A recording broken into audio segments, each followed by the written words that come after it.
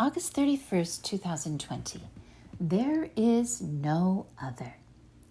So remember this and keep it firmly in mind. The Lord is God, both in heaven and earth, and there is no other. Deuteronomy 4:39.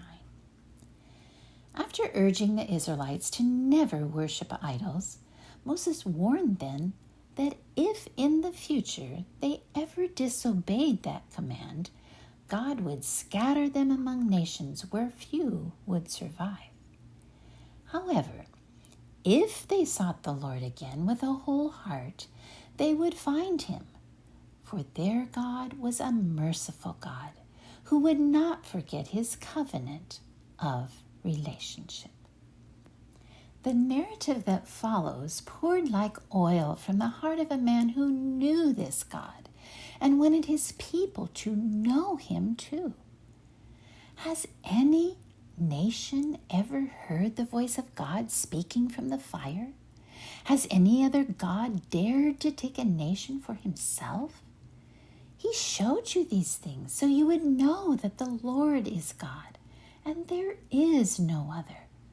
Verses 33 and 35. It seemed overwhelming to Moses that God would let them hear his voice and let them see his fire, all because of his love. That loving God personally rescued them from Egypt, and he would also drive more powerful nations out of Canaan so he could give that land to them. This was the God the Israelites were to remember. There was no other like him. And that God lets me hear his voice too. And he calls me his special treasure.